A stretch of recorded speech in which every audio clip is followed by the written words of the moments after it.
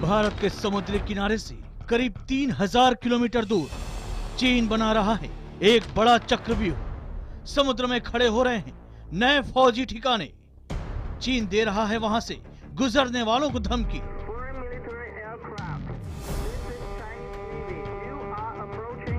कुदरत ने नहीं बनाए, पर चीन खुद बना रहा है अपने टापू। क्या करेगी चीन के टापुओं की यह फौज? कैसे चीन भेज रहा है अंतरिक्ष में नए जासूसों की फौज? देखिए समुद्र से अंतरिक्ष तक चीन की घुसपैठ। पहले कहानी समुद्र की, आज रात 9 बजे समुद्र पीता चीन। कुएं के मेंढक को बाहर से आते हुए खतरे पहले से नजर नहीं आते और इसीलिए जरूरी है कि ताकतवर होता भारत अपने बाहर भी देखे क्या हो रहा है। भारत, अमेरिका और दुनिया के कई देशों को फंसाने के लिए चीन एक नया चक्रव्यूह तैयार कर रहा है। समुद्र से लेकर अंतरिक्ष तक चीन ने भविष्य के हमले और जासूसी का पूरा नेटवर्क तैयार करना शुरू कर दिया है। अगर ये कहा जाए कि चीन समुद्र पी रहा है तो अतिशयोक्ति नहीं होगी, गलत नहीं होगा। मेरे पीछे आप कुछ तस्वीरें देख रहे हैं। ये जो तस्वीरें हैं ये चीन के नकली टापुओं की है। जी हां, ये आर्टिफिशियल आइलैंड्स हैं। चीन समुद्री इलाके पर कब्जा करने के लिए, अपनी सरहद बढ़ाने के लिए, भारत समेत कई देशों को धमकाने के लिए इन आर्टिफिशियल आइलैंड्स पर सैनिक ठिकाने बना रहा है। समुद्र की गहराई से रेत को निकालकर नए टापू बनाने का काम दिन रात चल रहा है। इस हद तक चीन जा रहा है। अब तक 2000 हेक्टेयर जमीन के ऊपर ये नकली टापू बनाए जा चुके हैं। ये वही आर्टिफिशियल आइलैंड्स हैं जो अमेरिका तक को परेशान कर रहे हैं और यहां तक कहा जा रहा है कि चीन की इसी हरकत के चलते तीसरा विश्व युद्ध तक हो सकता है। आपको यह भी बता दें कि भारत की जो तेल निकालने वाली कंपनियां हैं वो भी इस इलाके में जाना चाहती हैं। भारत को कॉन्ट्रैक्ट्स भी मिले थे कि वहां से तेल निकाला जा सके, लेकिन चीन ने अमेरिका को भी धमकाया है, भारत को भी धमकाया है। चीन के नकली टापुओं पर विस्तार से आगे आपको दिखाएंगे।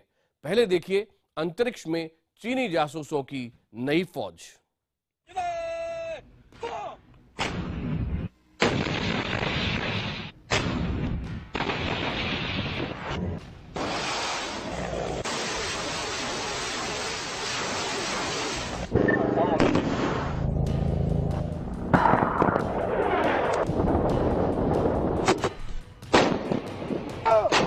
चीन हमारा पड़ोसी और हमारा सबसे खतरनाक दुश्मन भी।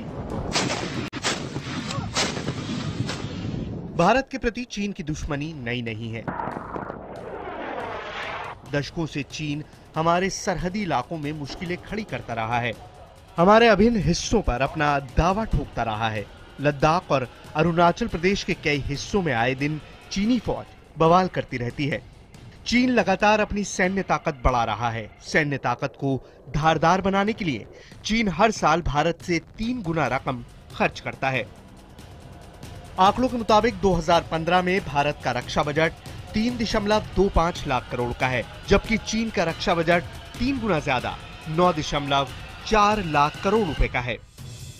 आंकड़ों से साफ है कि चीन रक्षा के मामले में भारत से बहुत आगे है। अब चीन का सबसे ज्यादा जोर अपनी समुद्र और अंतरिक्ष में ताकत बढ़ाने पर है। चीन अंतरिक्ष में भारत समेत दुनिया के तमाम देशों की निगरानी करने के लिए अपनी ताकत बढ़ा रहा है। अंतरिक्ष से दुनिया पर नजर रखने के इस मिशन को चीन ने नाम दिया है बेइडो नेविगेशन सैटेलाइट सिस्टम। बेइडो अमेरिका के जीपीएस यानी ग्लोबल पोजीशनिंग सिस्टम जैसा ही नेविगेशन सिस्टम है। जीपीएस के जरिए पृथ्वी या उसके आसपास के वातावरण में होने वाली हर हरकत पर नजर रखी जा सकती है। बेइडो एक अत्याधुनिक नेविगेशन सैटेलाइट सिस्टम है। इसके तहत चीन 3 चरणों में 2020 तक 35 सैटेलाइट अंतरिक्ष में भेजेगा। सैटेलाइट का पहला चरण 2000 और दूसरा 2012 में पूरा हो चुका है। तीसरे चरण के तहत चीन ने इसी साल जुलाई में अत्याधुनिक बेइडो सैटेलाइट अंतरिक्ष में भेजा है। अंतरिक्ष में अपनी ताकत मजबूत करने को लेकर चीन कितना गंभीर है, इसका अंदाजा इसी से लगाया जा सकता है कि चीन ने अपनी सेंट्रल मिलिट्री के तहत 50,000 लोगों की स्पेस फोर्स बनाई है। इस स्पेस फोर्स के पास एंटी मिसाइल, एंटी सैटेलाइट क्षमताओं के साथ साथ मिलिट्री एस्ट्रोनॉट भी भर्ती किए गए हैं। ये भारत के लिए बड़ा चिंताजनक का विषय है। आपका जितना भी कमांड एंड कंट्रोल सेटअप आप कर रहे हैं उसको बड़ी आसानी से स्पेस से न्यूट्रलाइज किया जा सकता है। हमारी इंक्रीजिंग डिपेंडेंस है फॉर वेरियस इश्यूज। आपकी कमांड एंड कंट्रोल की स्पेस बेस्ड है, आपकी दूसरी चीज़ों की, आपकी सर्टन रडार्स की हैं, वो सारी की सारी को डिस्ट्रॉय करने की चाइना की क्षमता है। बेइडो नेविगेशन सैटेलाइट सिस्टम के जरिए हमारे देश के हर हिस्से की निगरानी कर पाएगा। अंतरिक्ष में मौजूद चीनी सैटेलाइट इतनी उन्नत और ताकतवर है कि वो वहीं से हमारी फौज, हमारी सरकार और अहम इमारतों की पल पल की खबर रख सकते हैं। हमारे लड़ाकू जहाज कहाँ हैं और किस तरफ उड़ान भर रहे हैं, ये भी जानकारी चीन को मिल जाएगी। समुद्र में हमारे जंगी जहाज और पनडुब्बियों की स्थिति का भी पता लगा लेगा। यहाँ तक कि दिल्ली में सरकार के स्तर पर होने वाली हर हरकतों की भी वो टू ले सकता है। अब आपको चीन के नए सैटेलाइट की खूबियां बताते हैं। आखिर कैसे वो हजारों मील दूर आसमान में बैठे बैठे हमारी हर हरकत पर नजर रख पाएगा। बेइडो नेविगेशन सैटेलाइट सिस्टम में बेहद ताकतवर और अत्याधुनिक कैमरे लगे हैं जो भारत के हर कोने की तस्वीर ले सकते हैं और उन्हें चीन पहुंचा सकते हैं। और ऐसा करने में उन्हें सिर्फ चंद नैनोसेकंड का वक्त लगेगा। इतना ही नहीं, चीन के एंटी सैटेलाइट मिसाइल हमारे सैटेलाइट को तबाह भी कर सकते हैं। China is the only country जिसने डेमोन्स्ट्रेट किया है कि एक मिसाइल की स्पीड में जब री एंट्री के समय वो स्पीड पे चल रहा था उनका सैटेलाइट, जो पुराना हो गया था, बुढ़ा हो गया था, उसको डिस्ट्रॉय किया। So they demonstrated that capability at a height of about 780 kilometres की हाइट पर। चीन के मुकाबले भारत का सैटेलाइट सिस्टम कमजोर है। जानकारों का कहना है कि चीन की ही तरह भारतीय फौज में स्पेस फोर्स होनी चाहिए। वहीं डीआरडीओ का कहना है कि अग्नि 5 मिसाइल को एंटी सैटेलाइट मिसाइल के तौर पर इस्तेमाल किया जा सकता है। हमने इस माफिक की काबिलियत को क्लेम किया है। अनफॉर्चुनेटली अगर तो कोई प्राइवेट सेक्टर वगैरह होता तो मैं कहता हमारा जो क्लेम है काफ़ी भावुक हो सकता है। Let us first test the Agni 5 by the Indian armed forces and see for ourselves whether what they claim and what is the actuality, उसमें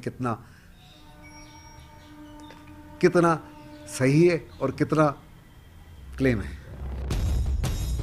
भारत भी अपनी सामरिक और सामुद्रिक युद्ध क्षमता को और ताकतवर बनाने के लिए सैटेलाइट सिस्टम पर काम कर रहा है। हालांकि ये प्रोजेक्ट अपने तय समय से काफी पीछे चल रहा है। चीन के खतरे को देखते हुए भारत को इस तरफ गंभीरता से सोचने की जरूरत है। प्रणय उपाध्याय, दिल्ली, IBN 7। और आइए अब देखते हैं समुद्र पीते चीन की हमारी विशेष रिपोर्ट। चीन आखिर कैसे समुद्र में नए नकली टापू तैयार कर रहा है, और ये टापुओं की नई फौज भारत और अमेरिका ही नहीं, कम से कम 5 और देशों को किस तरह आफत में डाल सकती है। पिछले दिनों यहां तक कहा गया कि चीन की ये नापाक हरकत जो चल रही है, इसी के कारण झगड़ा इतना बढ़ सकता है कि तीसरा विश्व युद्ध छिड़ सकता है। एक तरफ चीन, दूसरी तरफ अमेरिका, भारत और कई और देश।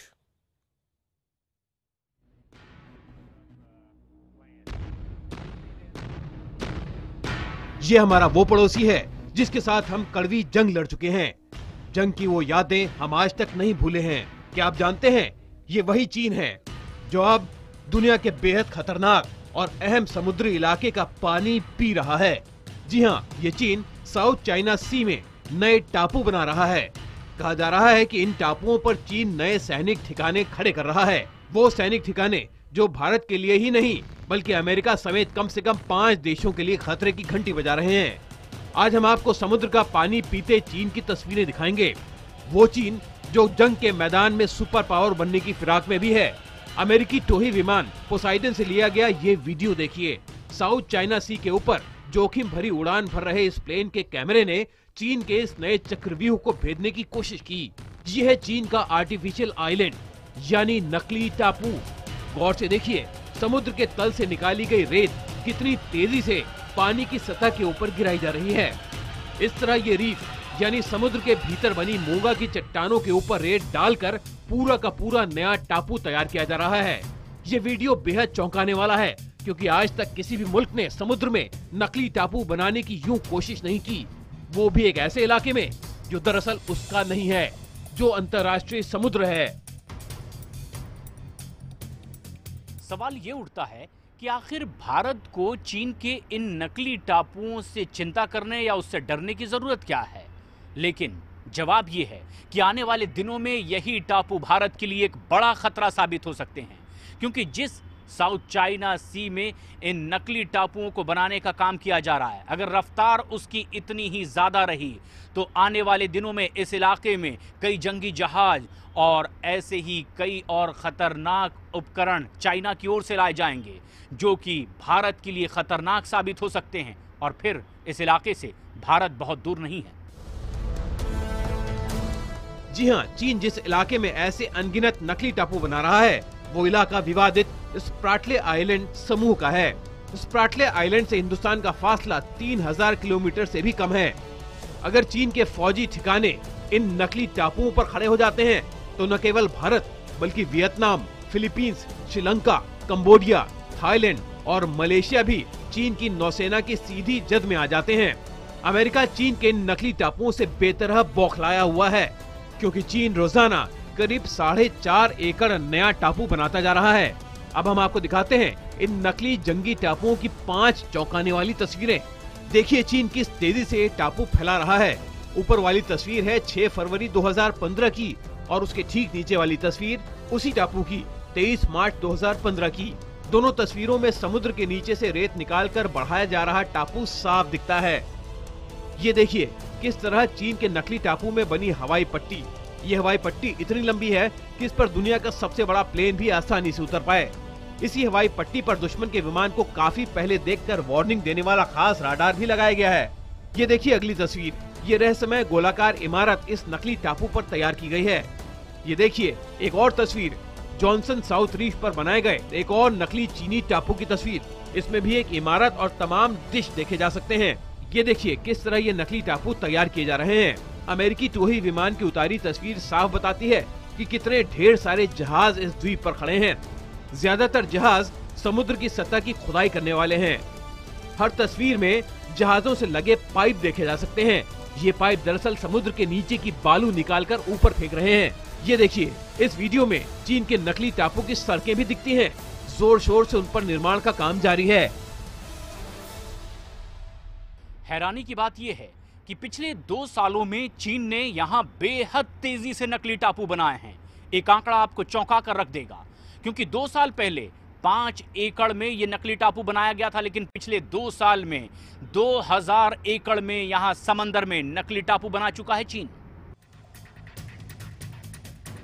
इन नकली चीनी टापुओं को अमेरिका कभी न डूबने वाला विमान वाहक पोत यानी एयरक्राफ्ट कैरियर कहता है, क्योंकि चीन के नकली टापू उसके नए सैनिक ठिकाने बन सकते हैं, जहां उसकी हवाई पट्टी पर तैनात हो सकते हैं हजारों लड़ाकू विमान। चीन के इन नकली टापुओं का बेस समुद्र में करीब 300 फीट की गहराई तक होता है। इन नकली टापुओं को लेकर अमेरिका के साथ चीन की तनातनी बढ़ती जा रही है। हालात इतने तनावपूर्ण बन चुके थे कि पिछले दिनों साउथ चाइना सी के ऊपर उड़ते हुए इन नकली टापुओं की तस्वीरें खींच रहे अमेरिकी टोही विमान पोसाइडन को चीन की नौसेना ने 1 या 2 बार नहीं 8 बार धमकियां दी। ये ऑडियो पिछले दिनों अमेरिका ने जारी कर दुनिया को चीन के मंसूबों के बारे में बताया था। गौर से सुनिए ये audio.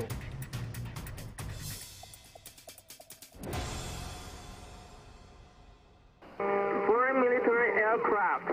This is Chinese Navy. You are approaching our military alert zone. Please immediately. It appears to be a buildup of military infrastructure, and not to mention we were just challenged probably 30 minutes ago, and the challenge came from Chinese Navy, and I'm highly confident it came from ashore on this facility. चीन लाख मना करे, लाख धमकियां दे, अमेरिकी टोही विमानों का उस इलाके के ऊपर से उड़ना जारी है। जानकारों का मानना है कि इसके पीछे सिर्फ सैन्य प्रभुत्व की लड़ाई नहीं है, बल्कि दक्षिणी चीनी समुद्र का ये इलाका तेल के बड़े भंडार के लिए भी जाना जाता है। ये जंग तेल की भी है। बताया जाता है कि यहाँ के समुद्र की सतह के नीचे दबा पड़ा है 10 अरब गैलन तेल। इसके अलावा समुद्री व्यापार का 1/3 हिस्सा इसी इलाके से होकर जाता है, जिसकी कीमत करीब $5.3 ट्रिलियन के आसपास आंकी गई है। अगर इस इलाके में चीन के नकली टापुओं की फौज खड़ी हो गई तो इस पूरे कारोबार पर उसी का सिक्का चलेगा। ये इलाका उसी की समुद्री सीमा कहलाने लगेगा। Bureau report, IBN 7। IBN 7 आगे भी साउथ चाइना सी पर आपको रिपोर्ट्स दिखाता रहेगा, क्योंकि चीन की दादागिरी के आगे न भारत को झुकना चाहिए और न ही अमेरिका को। फिलहाल आगे बढ़ते हैं। IBN 7 पर ऑपरेशन 30 सेकंड दिखाए जाने के तुरंत बाद रेल मंत्रालय में हड़कंप मच गया। हड़कंप इस बात को लेकर कि तत्काल टिकटों की बुकिंग को लेकर इतने कड़े नियम और कायदे कानून बनाने के बाद भी आखिर जालसाज एक सॉफ्टवेयर की मदद से कैसे कुछ ही सेकंड के अंदर आम जनता का हक छीन लेते हैं। IBN 7 पर खबर दिखाए जाने के कुछ ही देर बाद एक और जहां रेल मंत्री सुरेश प्रभु ने जांच के आदेश दे दिए हैं, वहीं खुलासे से सकते में आए रेलवे बोर्ड ने शुक्रवार सुबह सुबह इस मामले पर मीटिंग की। इस बीच ऑपरेशन 30 सेकंड के खुलासे के बाद इन टिकटों पर डाका डालने का हथियार यानी सॉफ्टवेयर बनाने वाले लोग मोबाइल फोन बंद कर अंडरग्राउंड हो गए हैं। IBN 7 के खुलासे ऑपरेशन 30 सेकंड को देखकर न केवल रेल अधिकारी बल्कि खुद रेल मंत्री सुरेश प्रभु भी सन्न रह गए। रेल टिकटों की बुकिंग में पूरी पारदर्शिता के लिए रेलवे बोर्ड के चेयरमैन को पूरे मामले की जांच के आदेश दे दिए।